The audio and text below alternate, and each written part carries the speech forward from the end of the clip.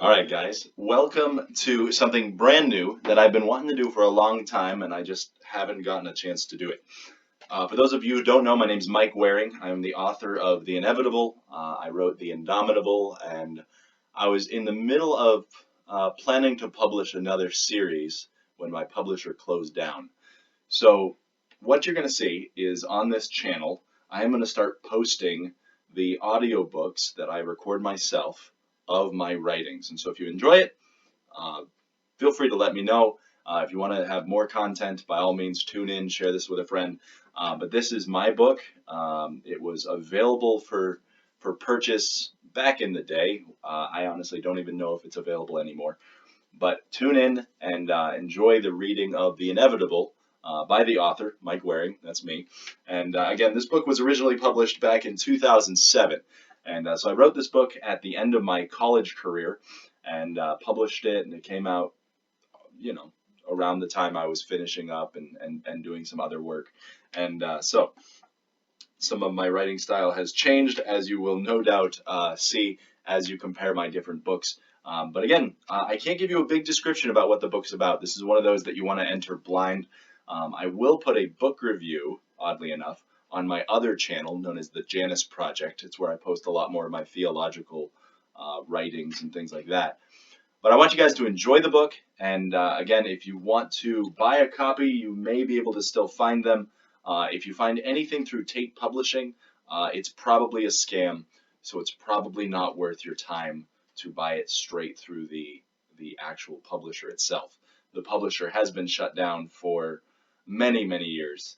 And if you find out where they are, they owe me a lot of money, I'm sure. But anyway, hope you enjoy it. Like I said, this is one that you want to go into blind. It's one of those books where there's a surprise halfway through, and the surprise changes up a lot of stuff. I will suffice it to say there is time travel. It is an alien invasion story, and it's told from an alien race's point of view. I can't give you a whole lot more information on that, but I will read the back of the book. The back of the book is one of the hardest things to write because I don't want to reveal too much, but there it is. All right, so here it is from the back of the book. What would happen if your decisions affected not only the future, but also the past? In Mike Waring's first novel, hey, that's me, Salir, the finest warrior of the Kilthon race, comes to realize that his actions can change more than he ever imagined. Only he realizes this too late. With the vicious race, the foe, swarming over his fallen empire, Salir is forced to make a decision. He must send an elite squad into the past to stop this attack from ever happening. But will he succeed?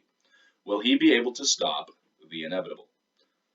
It goes on with a little bit of my biography, which is only about 13 years too late, but it's rather fun.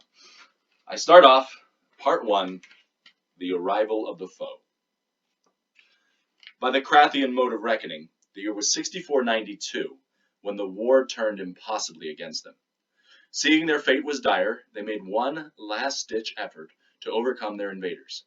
They sent the Admiral's fleet into orbit against these aliens, whom they had called the foe, hoping that they could stall the advancing force long enough for a team of their finest soldiers to slip into the chronal stimulator, which lay in the center of an ancient Krathian temple on Nabon 4. Regrettably, though defended and fortified by the finest of the Kilthon High Guard, the chronal stimulator was damaged beyond repair. With mere seconds to spare, 15 soldiers managed to find their own time modules, which they each piloted into the swirling nexus of power emanating from the mortally wounded chronal stimulator. As the 15th soldier entered, the stimulator collapsed, shearing the very fabric of the planet from reality. The squad was decimated. Of the nearly 50 elite soldiers sent to the planet, none made it off alive save one. He was the best of their number, their leader, and the one that hated the foe the worst. His name was Salir. And as his shuttle entered the atmosphere, the temple vanished with a hollow sound, taking the entire section of the planet with it. Its core now exposed to the atmosphere, the planet of Nabon 4 erupted into a giant volcano, which consumed the whole of the planet. Strangely enough, the shockwave was felt as far away as Superon, the capital of the Krathian Empire, though some reported to have actually felt it upwards of half an hour before Nabon 4 exploded. Though it is certain they made it through the gate, no one could hope to guess what had happened to those 15 soldiers. No one, at least, any way related to the Kilthon people. Prologue. Year 6492. 2 hours after the destruction of Nabon 4, in space over Carathon 6. The flaming wreckage of a Kilthon battlecruiser flickered like a dying comet as its venting atmosphere sparked into the black velvet canopy of space. It seemed as if it were a large whale, a common species through that portion of the universe, that had just been lanced down its flank with a long native spear. But this whale was on fire, and this whale's wounds were caused by foe laser turrets, nearly 30 of them. Flaming, blood-like air vented, superheated into the atmosphere, wisping like the fleeing embers of a campfire, only thousands of times as long. The whale began its mortal plunge toward the surface of the lush jungle region of Carathon 6. At any other time, this image would have been relaxing to the general as he stood on the bridge, suspended by anti-gravity and magnetic resonance in the very center of the ship. View screens kept him networked with every organ of the dying vessel. A large hologram hovered in the middle of the bridge control network, showing the lancing, flaming image of terminating protocols flashing throughout the ship. They would have been a beautiful sight. The snow-capped poles of Carathon 6, the jungles too, the same ones that would soon be flaming with the blood of this plunging whale, were splendid this time of year. At least this time of year before the war, before 2 years ago, when... How had the war begun? The general had hardly the time to think about the probability of his own survival, even with the seeming miles of starship between his insulated geobridge and the outside world. He had no time to think about that time 2 years previous, when a strange race of beings had just arrived and raged against the Kilthon for an apparent unprovoked attack, and had proceeded to burn mission through Crathian space. Now, the Kilthon's last assault against these invaders was crashing in ruins to the planet below. "Mar!" cried a Kilthon, sitting in his lieutenant's chair, using the term of respect. 5 minutes to impact. What shall we do?" "Let us pray the squad made it.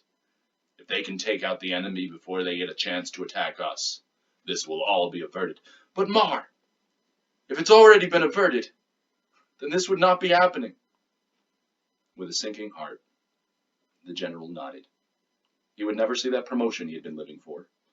The mission had failed, and with his lieutenant's words ringing in his ears, he raised the admiral, who was still actively engaging the foe over Carathon 6. "Mission failed." "What, General?" "I repeat, mission failed. General Kanath out." "Wait, General, wait!" The comlink dissolved into static as an EMP hit the admiral's transmissions tower. Staring over his working view monitors, the general stared at the foe ships as they closed on the admiral's flagship, the Kragan 7. A blast of EMP flashed across the Kragan's bow, and the power on board flickered erratically. The Kragan 7 seemed to float dead in space. General Kanath frowned in grief at the sight. The lasers would come next, and then the flagship of the Kilthon fleet would begin its mortal dive toward the soon-to-be-destroyed world of Carathon 6. Chapter 1. The year 6488. In the darkness of the Crathian temple. Flames erupted from the top of a temple. He looked down and screamed as the dead craft, still bodies, and ruined, burning buildings were consumed with the white-hot flame. He was being carried away, off into the thick black canopy of space. He had lost. Fields of rolling grass swept away as a shockwave flashed across the plains. Why did it all seem so familiar? It wasn't here. It was somewhere he'd been many, many years ago. A feeling of panic boiled through his head. He watched as the white-hot wave ravaged the city, leaving nothing behind but a crater and a cloud of noxious smoke. He turned to something he did not recognize. It said, "That is the cost of salvation. We had no choice." His mind screamed. Salir burst from his bed, sweat dripping from his body, his eyes blinking against the cold night air. The nightmare had come again. "Mara?" asked the young Kilthon, raising his blue-green hand into the air. "Yes, Salir." "Why is this place sacred to our people?" "The beacon within has been prophesied to be the destruction of our people, and we must prevent that from happening." If it is so dangerous, why do we not destroy it? The priestess leaned on her knobbly kolath stick and smiled. I think you know the answer. Because the prophecy said the destruction of our people would come when this was destroyed. I know. Every history book since my hoopla was in school said that. Then why do you ask? Because if it is to happen, if it is to be a prophecy, then why delay it? It is inevitable. I think you know the answer to that as well. The bringer will be one of us, and, he continued, as if reading from a book, it is better to live with the knowledge of what must happen in the future than, he paused again, took a deep breath, and continued, better than to cause it to happen and bring about the destruction of a race. The priestess nodded. You see? Yes, Mara. She smiled. In a way, it is like death. Death? Yes. You know it is around the bend, somewhere. Maybe tomorrow, maybe in a Kentor, who knows? What we do know is that it is inevitable. Salir nodded. Yes, Mara, I understand. Now, run along. You have training. It was then, as she watched the young warrior in training flee the temple grounds, that she realized something. He would not be young much longer. In fact, he was nearly the age when the youth were sent from the temple to train full time. She frowned. He had the stamp of fate on his form. She could not tell how or why she felt that way. But she knew that if anyone in their generation were to fulfill that dreaded prophecy, it would be Salir. Half a light year away, on the planet Suparon, several klaxons sounded in the station of the watch. An engineer checked the sensors. Yes, the sensors are correct. I checked them this morning. Then check them again. Affirmative, Mar. The engineer punched several codes through the interface. Mar, the planet is not there. How is that possible? I have no idea, replied the commander. Then he rounded and pointed to the holographic projection once again. Wait, what's that? Slowly, the planet reappeared on the scan. How? The planet faded briefly and then reappeared for good. The signal was strong. The engineer shook his head. I guess it could only be the scanners, but how? Chapter 2. Year 6489. In the confines of the Kilthon military complex. Planet confidential. He is by far the finest we have ever seen. His skills have surpassed even the Grand Companor when he was that age. The commander's lips creased into a slight smirk as he folded his arms. He's been with us for but a year, you say? That is more than enough training. Let's put him through the second stage tests. If he passes them, on to level 3. Whatever training level he ends at, we'll continue the training there. Mar? This youth is a genius, replied the commander with a confident nod. And if he fails, begin the training there? On second thought, mused the commander, if he fails a test, run it again. And if he passes the second time, then continue him. Otherwise, that is where the training will begin. Aye, aye, Mar. Salir, please proceed into the next room. The young soldier began to step into the next room, but paused at the threshold. What stops you, soldier? I felt something. Something? What? I don't know. It was a vibration, a tremor. What's this? Salir bent and plucked a small piece of shattered stone from the floor of the training room. It's warm to the touch. He sniffed it. It smells familiar. It's probably just some particles left over from previous training. Now, please enter the room. The training will begin in 1 minute. Salir slid the stone into his pocket and stepped into the white tiled room. A door hissed shut behind him, creating a uniform pattern that melded the wall with the floor. The entire room suddenly glowed with the brightest of lights, which were hidden in the white tiling so that the light source and the tile were indistinguishable. What is my test? Survival. As the words left the engineer's mouth, a flaring red beam of light materialized from the empty air. Salir hit the ground, slid along the shimmering tiles, and dodged another blast. Where is it coming from? Another blast lanced off the floor, reflected along the wall, and phased into the apparent emptiness of the air. Salir lunged into the air and punched vainly. A flash of superheated light exploded from the air near his head. He pitched back quickly, smelling the ozone as the light flashed inches from his face. He landed in an awkward yet controlled backward sprawl on the floor and kicked toward the wall, dodging another blast. Think, Salir, think! Something quivered beneath his feet. The room was rotating. The floor suddenly became a wall, and then the other wall became the ceiling. Salir felt his body topple backwards again, and then thudded painfully onto the floor, which then became a wall. "Weapon use now permitted," came the voice over the airwaves. "Wrist blade unlocked." There was a whirring hiss from his arm, and two long blades of shimmering metal flashed out on either side of his hand. A small handle burst from the blade and fit snugly between his three-fingered fingers. A flash of light burst toward him. As it filled his vision, he instinctively ducked and raised one blade. The light glanced along the edge, ricocheted off, and hit one of the light sources. The light sparked. Acting quickly, Salir plunged his blade into the wall and began to climb along its length toward the light source. Another flash of light glanced near his head.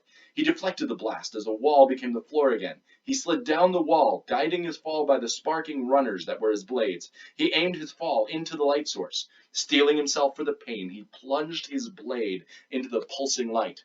Electrical energy coursed through his body, and he felt as if all his muscles would jerk, and he was soon thrown toward the ceiling, which promptly phased to a wall. His body pitched limply against the wall and toppled smoldering to the floor of the room. A sparking maelstrom appeared in the center of the room as the white cloaking field shut down. The gray steel flooring appeared through the hole in the holographic projection that covered the room's surface. A large hovering droid hung near the ceiling, its arm-mounted cannon firing a blast again. "Move, Salir!" Salir pushed his aching body from the floor and dove forward out of the blast's radius. The droid rounded on Salir again. He paused, mustering as much strength as he could. Then he dove forward and jumped. His powerful legs met the wall, and he vaulted off of it toward the droid. Just as the flashing blast met him, his wrist blade flashed toward the droid. Salir's flaming form hit the wall, ricocheted off it, and lay in a smoking heap on the now still floor. The room stopped spinning. As if it had not realized what had happened, the robot rounded on the fallen Kilton yet again.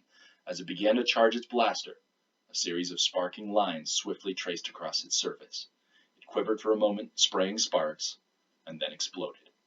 Salir ducked under his blades as chunks of shrapnel rained down on him. A low hum ran across the room. The door opened, and a robed figure stepped forth. He hoisted the injured Salir from the floor, and then said simply, "Well done. Mission accomplished."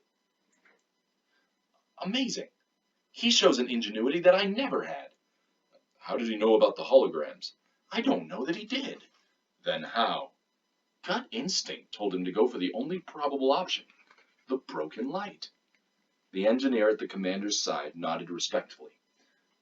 Perhaps, but if he's really that intuitive, then he'll be a powerful warrior.